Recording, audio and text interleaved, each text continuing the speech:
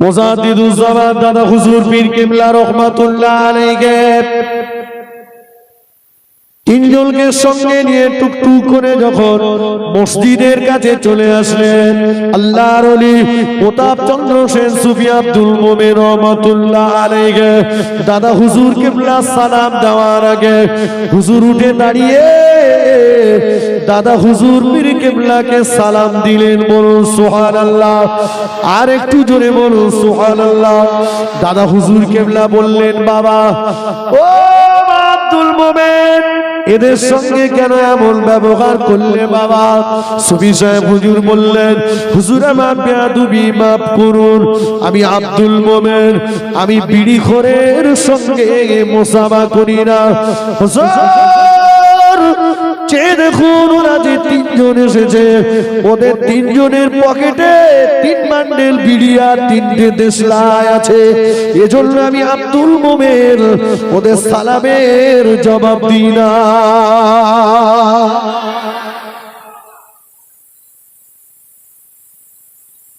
এখন যদি জিজ্ঞাসা করা হয়, চাচা ফুরফুরায় কতবার গেছে? বলে 22 বার। কেউ বলে 22 বছর ধরে যাচ্ছে। পেয়েছো কিছু? তাবার উগলে বাড়ি যাওয়ার মতন নেই। তাবার উগলে যাওয়ার রাস্তায় কুকুরি তাড়া করেছে। আব্দুল মোমেন সাহেবকে মাগে পাহারা দিয়েছে, আর আমরা এখনো ফুরফুরায় যে কুকুর ঠেকাতে পারি না। কেন? আমাদের নিয়তের গন্ডগোল। ফুরফুরা শরীফের জমিনটা বড় পাক জমিন। এই জমিনে রুহানি হালতে আমার রাসূল পাক সাল্লাল্লাহু আলাইহি ওয়াসাল্লাম হাজির হয়েছে। জোরে হবে না? অনেকে বলছে দেখো না, ফুরফুরায় আর কিছু নেই, হুজুর যা ছিল সব চলে গেছে, আওলাদদেরকে অত সম্মান দেওয়া যাবে না। শোনেন, কোন আওলাদকে আপনার খারাপ লাগতে পারে, আপনার নজরে যদি কোনো আওলাদ খারাপ লাগে, খারাপ হয়, খুব বেশি বেশি আপনি তার কাছে যাবেন না, তাকে দাওয়াত করবেন না, তাকে নেবেন না, তার কথা শুনবেন না। কথা বুঝতে পারেননি? তবে চায়ের দোকানে বসে তার সমালোচনা করবেন না, তাকে ছোট মোটা কথা বলবেন না, গালিগালাজ করবেন না। কে বলেছে আপনাকে নিতে হবে, দাওয়াত করতে হবে, নজরানা দিতে হবে? ভালো লাগে না যাব না, ভালো লাগে না নেব না, ভালো লাগে না দাওয়াত দেব না, কিন্তু তাকে গাল দেব না। কেন বললাম শুনে নেন। দাদা হুজুর কেবলার দরবারে একটা প্যান্ট শার্ট পরা মানুষ এসেছে। এই দাদা হুজুর কেবলা কি যেমন তেমন আলেম ছিলেন? কথা বলেন। সৌদির মুহাদ্দিসের কাছ থেকে 40টা হাদিসের কিতাবের উপরে পরীক্ষা দিয়ে মাওলানা ডিগ্রি অর্জন করেছিলেন। জোরে বলুন।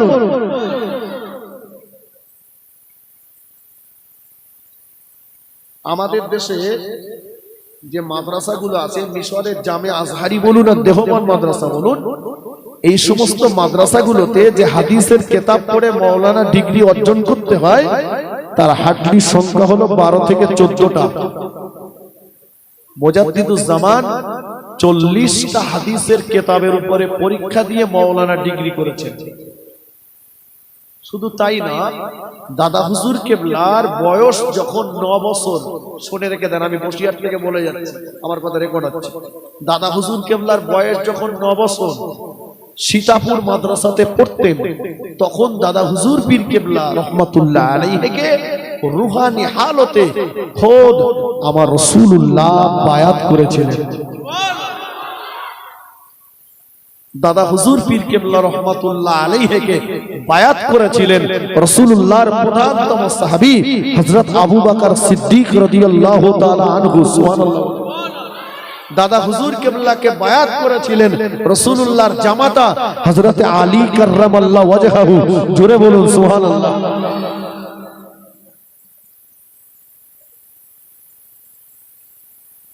সেই দাদা হুজুর একটা প্যান্ট শার্ট পরা মানুষকে দেখে দাঁড়িয়েছে। লোকটা বসলেন, কথাবার্তা হলো, চলে গেলেন। আবার চলে যাওয়ার সময় হুজুর দাঁড়ালেন। চলে যাওয়ার পরে হুজুরের ভক্ত কিছু মুরিদরা রয়েছেন, তারা বলছেন হুজুর কিছু বুঝতে পারলাম না, একটা প্যান্ট শার্ট পরা মানুষকে দেখে দাদা হুজুর কেন দাঁড়িয়েছে? জামানার মুজাদ্দিদ দাদা হুজুর পীর কেবলা রহমাতুল্লাহ আলাইহি বলেছিলেন, ও আমার মুরিদ মুতাকিদিনেরা শুনে রাখো বাবা, আমি আবু বকর কোন প্যান্ট শার্ট পরা মানুষকে দেখে দাঁড়াইনি বাবা। আমি আবু বকর কোন প্যান্ট শার্ট পরা মানুষকে দেখে দাঁড়াইনি বাবা। আমি আমার দিব্য চোখে দেখতে পাচ্ছিলাম গাউসুল আযম মাহবুবে সুবহানী হযরত বড় পীর আব্দুল কাদের জিলানী রাহমাতুল্লাহ আলাইহি সুদূর বাগদাদ শরীফ থেকে কবরের ভিতর থেকে মাথাটা উঁচু করে ফুরফুরা শরীফের জমিনের দিকে তাকিয়েছিল। আমার আওলাদ গিয়েছে মুজাদ্দিদের জামানের দরবারে, আমার আওলাদ গিয়েছে ফুরফুরা শরীফের জমিনে। আমার আওলাদের সঙ্গে আবু বকর কেমন ব্যবহার করে। ও আমার মুরিদ মুতাকিদিনেরা, আমি প্যান্ট শার্ট পরা মানুষকে দেখে দাঁড়াইনি, আমি গাউসুল আযম বড় পীর সাহেবের আওলাদকে দেখে দাঁড়িয়েছি।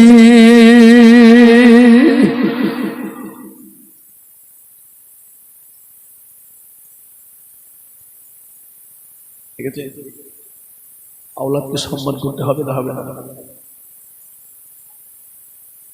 হযরত নিজামউদ্দিন আউলিয়া রহমাতুল্লাহ আলাইহি দিল্লির জমিনে যার মাজার মুস্তফা আল্লাহর ওলি,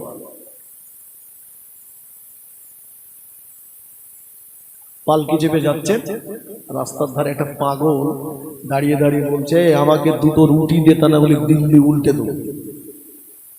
কথা বলেননি? নিজামউদ্দিন আউলিয়া রহমাতুল্লাহ বললেন এই পাগলটাকে ডাকো তো, এত বড় সাহস ও বলে দিল্লি উল্টে দেবো। আল্লাহর ওলি নিজামউদ্দিন আউলিয়া রহমাতুল্লাহ আলাইহি কাশফ হালতে বসে গেলেন। হুজুর অন্তর চক্ষু দিয়ে দেখছেন ওই পাগলের অবস্থাটা, হালতটা। আল্লাহর ওলি দেখতে পেলেন ওই পাগলটা ভণ্ড। আল্লাহর ওলি নিজামউদ্দিন আউলিয়া রহমাতুল্লাহ আলাইহি কাশফ হালতে বসে আব্বার হালতটা দেখলেন, দেখলেন ভণ্ড। আল্লাহর ওলি নিজামউদ্দিন আউলিয়া রহমাতুল্লাহ আলাইহি দাদুর হালতটা দেখলেন, সেখানেও ভালো না। আল্লাহর ওলি নিজামউদ্দিন আউলিয়া রহমাতুল্লাহ আলাইহি চতুর্থ বস্তির দাদুর হালতটা দেখছেন। আল্লাহ পাকে দয়া জান্নাতের চৌকাঠটা ধরে দাঁড়িয়ে দাঁড়িয়ে বলছে আল্লাহ ও রাব্বুল আলামিন, আল্লাহ পাক আমার আওলাদ যদি দিল্লির জমিনে অনাহারে থাকে, আমার আওলাদ যদি দিল্লির জমিনে ভুকা থাকে, আমার আওলাদ যদি অনাহারে থাকে, আমার আওলাদ যদি কষ্ট পায়, আল্লাহ আপনি দিল্লির জমিনটা উল্টে দেবেন। নিজামউদ্দিন আউলিয়া রহমাতুল্লাহ আলাইহি পাগলটাকে কাছে ডেকে মাথায় হাত বুলিয়ে পিঠে হাত বুলিয়ে বললেন বলো না বলো না বলো না বাবা, আর এমন করে বলো না, বলো না তোমার কটা রুটির দরকার, তোমার রুটির দায়িত্ব আমি নিজামউদ্দিন নিয়ে নিলাম।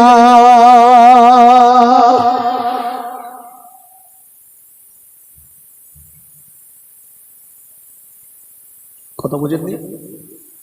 ভালো লাগে না? যাবো না, তবে গাল দেবো না, সমালোচনা করবো না। যাদের পারিবারিক সমস্যার সমাধান আমার রাসূল করতেন। কে করতেন বাবা? রাসূল করতেন পারিবারিক সমস্যার সমাধান। আল্লাহর ওলি মাদাজ্জাত, আল্লাহর ওলি মায়ের পেট থেকে আল্লাহর ওলি হয়ে এসেছিলেন। কে? কথা বলেন। হুজুর পীর কেবলা রহমাতুল্লাহ আলাইহি মায়ের পেট থেকে আল্লাহর ওলি হয়ে এসেছেন। হুজুর পীর কেবলা রহমাতুল্লাহ আলাইহি একটু পান খেতেন, পান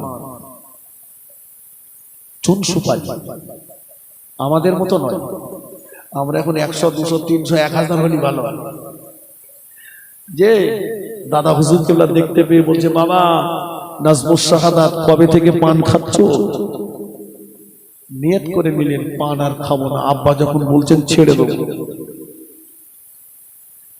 যে বাবা আপনাদের অসুবিধা হচ্ছে, এই কথা বলেন, বলবো না ছেড়ে দেবো, অন্যদিকে ঘোরাবো নাকি? একটু মুহাব্বতে দরুদ শরীফ পড়েন তো, আল্লাহুম্মা সাল্লি আলা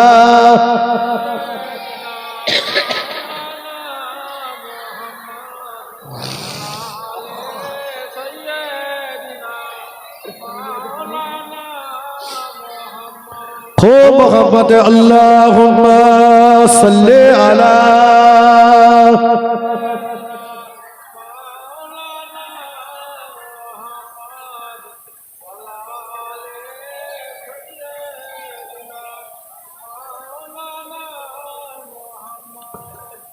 पैगंबर का रोज़ा देखा दे खुदाया,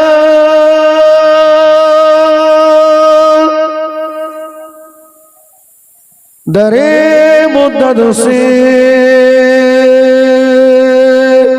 मिला दे खुदाया, शराबे मोहब्बत पिला दे खुदाया, पैगंबर का रोज़ा दिखा दे खुदाया, अल्लाहुम्मा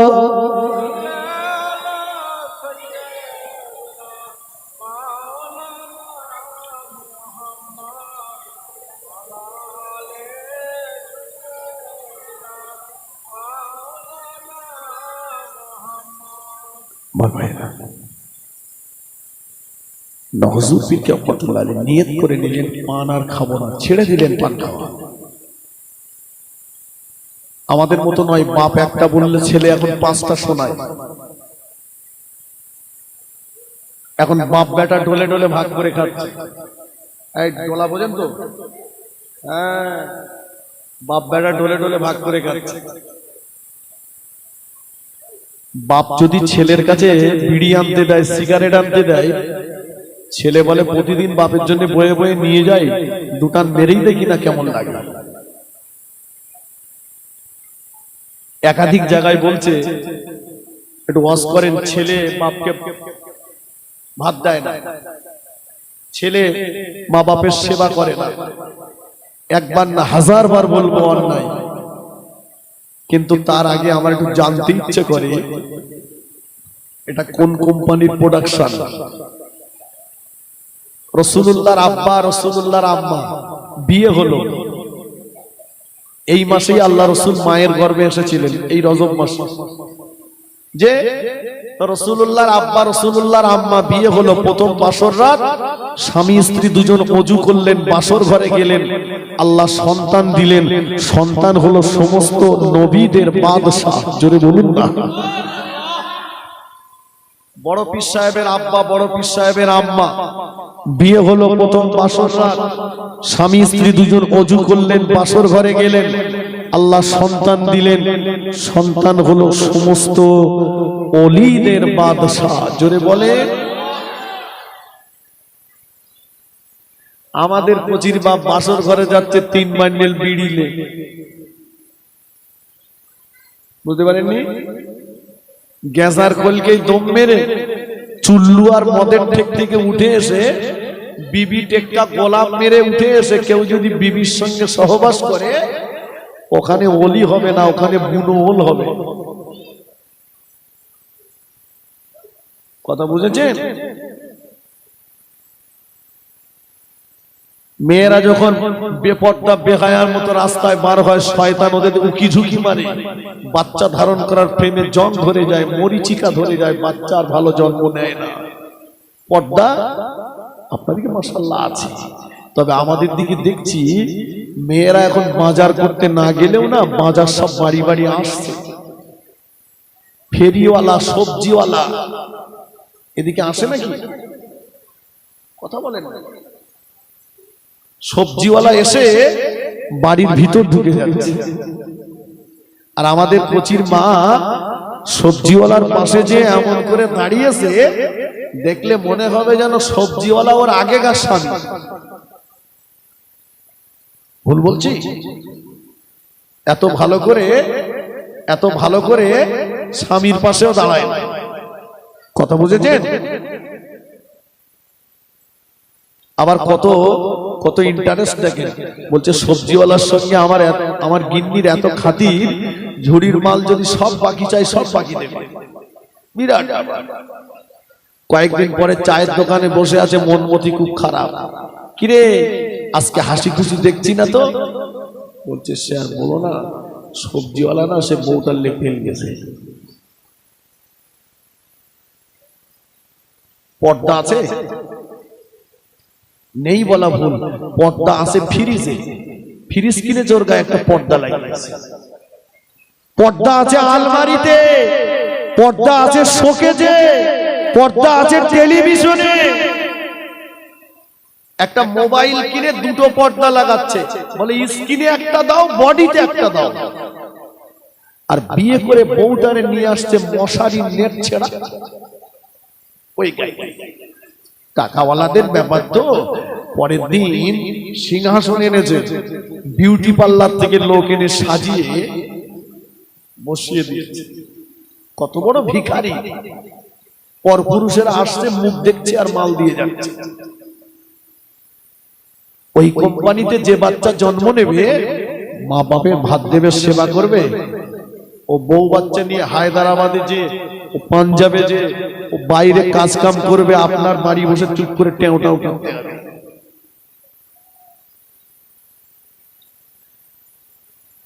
কথা বুঝেননি? এর জন্য দায়ী কারা? আমরা অভিভাবক, আমরা দায়ী। কথা বুঝেছেন?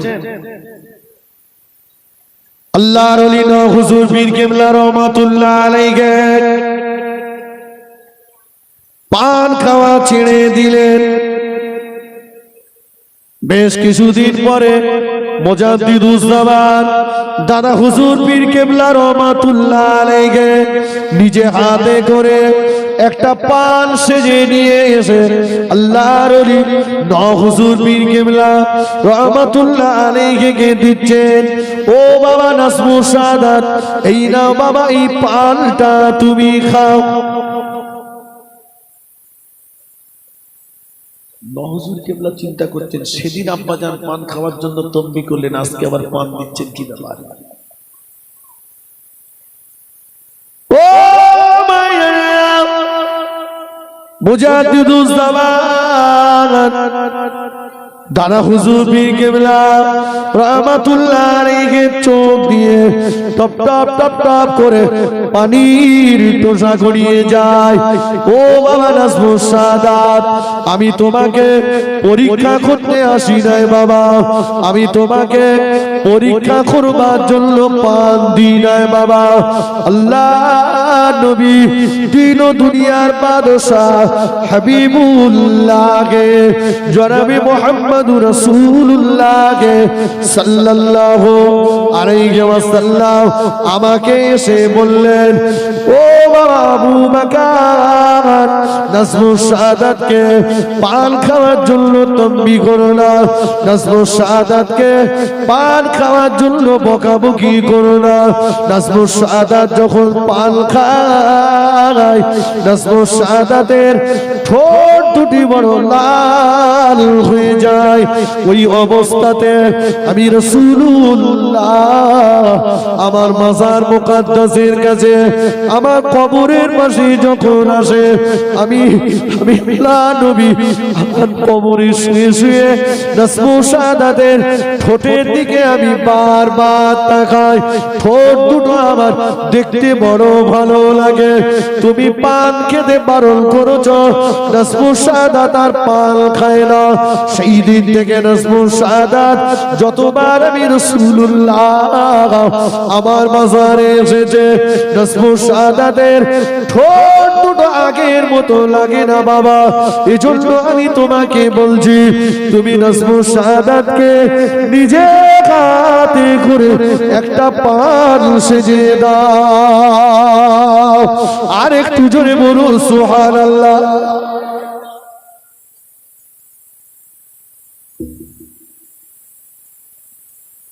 পারিবারিক সমস্যার সমাধান রাসূল করতেন।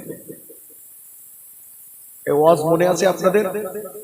কোনখান থেকে আমি ব্যাক লাইনে ঢুকেছি মনে আছে আপনাদের? ওয়াজ শুনছেন কিনা দেখি। যে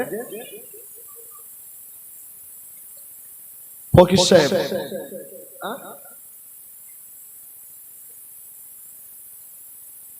ওটা তো বলে দিয়েছি। দুটো রুটি রাস্তার ধারে বলছিল, চতুর্থ পোস্তের দাদু জান্নাতের চৌকাঠ ধরে বলছে আমার আওলাদ যদি কষ্ট পায় আল্লাহ দিল্লির জমিন উল্টে দেবে। নিজামুদ্দিন আউলিয়া হুজুর বললেন পাগলটাকে ডেকে, বাবা তুমি আর রুটির জন্য এরকম করো না, এমন কথা বলো না, আমি তোমার রুটি দেবো। সুবহানাল্লাহ।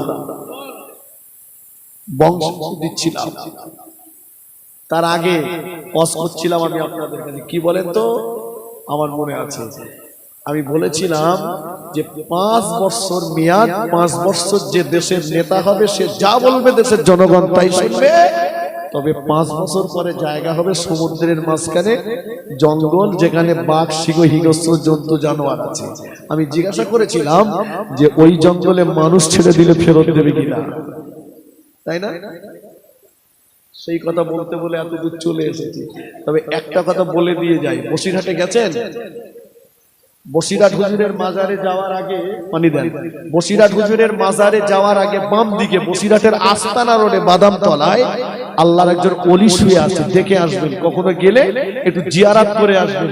আল্লাহর ওলি শাহ আলী রহমাতুল্লাহ আলাইহি, যিনি সারাটা জীবন বাঘের পিঠে চড়ে চড়ে বেরিয়েছে। সুবহানাল্লাহ। আমি গল্প বলছি বলে মনে হচ্ছে যাবেন, আজও বাঘের কবর পাশেই দেওয়া আছে,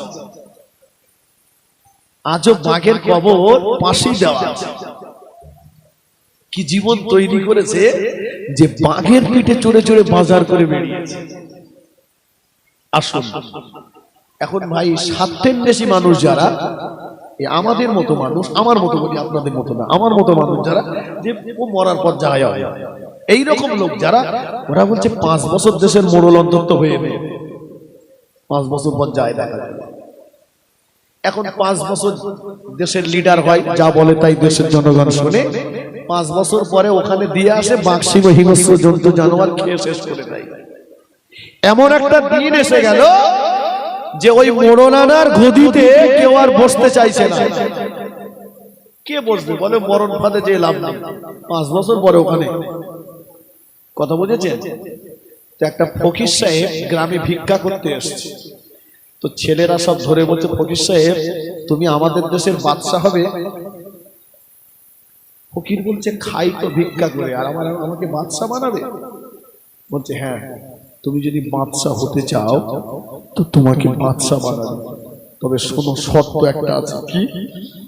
বলছে 5 বছর তুমি যা বলবে দেশের জনগণ তাই শুনবে, তবে 5 বছর পরে কিন্তু তোমার জায়গা ওই জঙ্গলে, বাঘ, সিংহ, হিংস্র জন্তু জানোয়ার আছে ওখানে।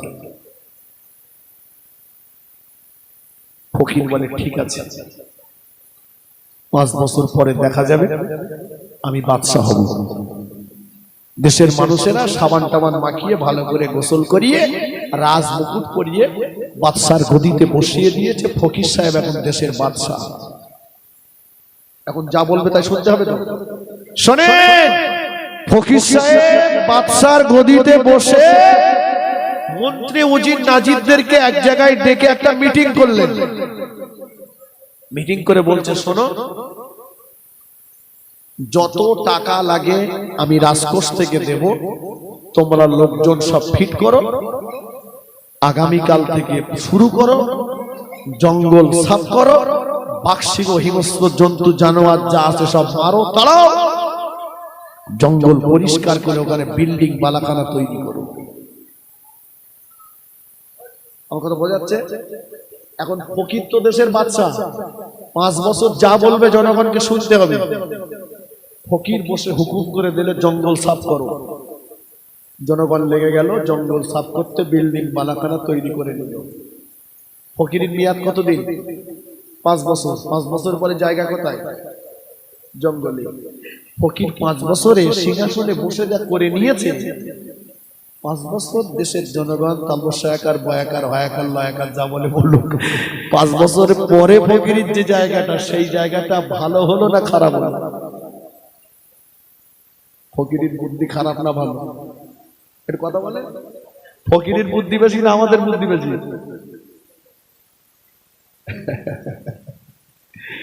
ফকিরের বুদ্ধি বেশি। আমরা কিন্তু ফকিরের বুদ্ধির কাছে হেরে গেছি। কবর প্রতিদিন ডেকে ডেকে বলে, শুনে রাখো মহল্লাবাসীরা,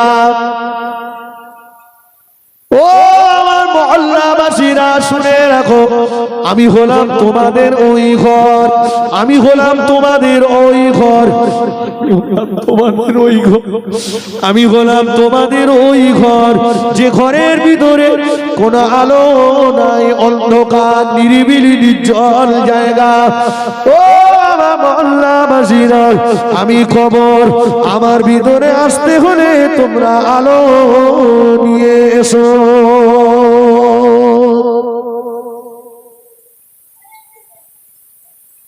কবর প্রতিদিন ডেকে বলেন,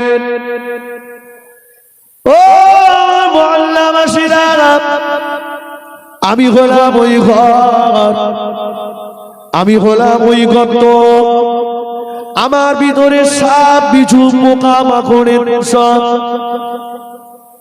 আমার ভিতরে সাপ বিছু পোকা মাকড়ের একটা বাসস্থান, আমি হলাম ওই জায়গা। ও আমার মহল্লাবাসীরা, আমার ভিতরে আসতে হলে সাপ বিছু পোকা মাকড় এদের কামড় থেকে বাঁচবার রাস্তা তৈরি করে নিয়ে এসো।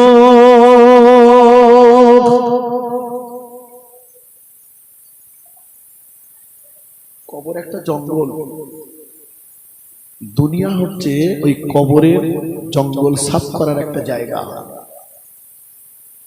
এখান থেকে আমাকে আপনাকে ওই জঙ্গল সাফ করে তবে যেতে হবে, তবেই কিন্তু বুদ্ধিমান। ঠিক কিনা বলে? আল্লাহ নবীর বিবি আমাদের আম্মা জান আয়েশা সিদ্দিকা রাদিয়াল্লাহু তাআলা আনহা, ও আমার ভাইজানেরা, মহিলা সাহাবীদের ভিতরে সবচাইতে বেশি হাদিস বর্ণনা করেছেন আম্মা জান আয়েশা সিদ্দিকা রাদিয়াল্লাহু তাআলা আনহা। পুরুষ এবং মহিলাদের ভিতরে আম্মা জানের স্থান হলো তৃতীয়। আম্মা জান আয়েশা সিদ্দিকা রাদিয়াল্লাহু তাআলা আনহা বলেন, ও নবী পাকের সাহাবীরা, আল্লাহ পাক আমি আয়েশাকে কয়েকটা সম্মানের অধিকারী করেছেন। ও নবী পাকের সাহাবীরা, আল্লাহ নবীর 9টা 11টা বিবি ছিল। 9টা 11টা বিবির ভিতরে কেবলমাত্র শুধুমাত্র একমাত্র আমি আয়েশা হলাম কুমারী বিবি। বলুন সুবহানাল্লাহ। জোরে বলতে পারলেন না সুবহানাল্লাহ?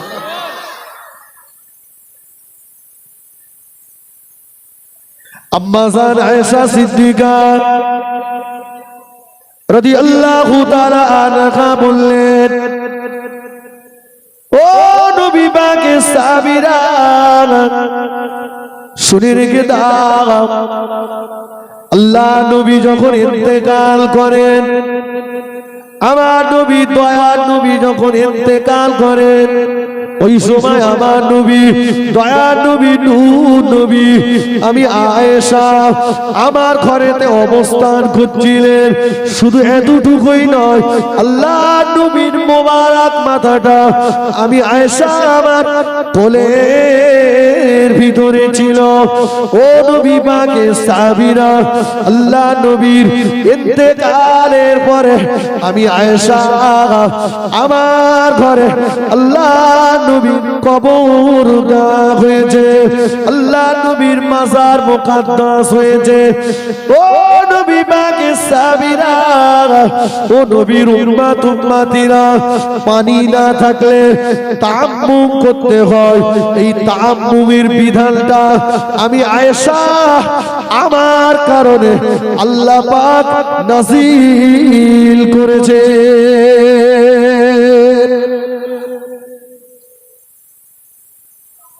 পানি না পাওয়া গেলে যে তায়াম্মুম করতে হয়, এই তায়াম্মুমের বিধানটা আম্মাজান আয়েশার কারণেই নাজিল হয়েছিল। ইতিহাস লম্বা, সেদিকে এখন যাব না। যে আয়েশা এতগুলো গুণের অধিকারী, শোনেন,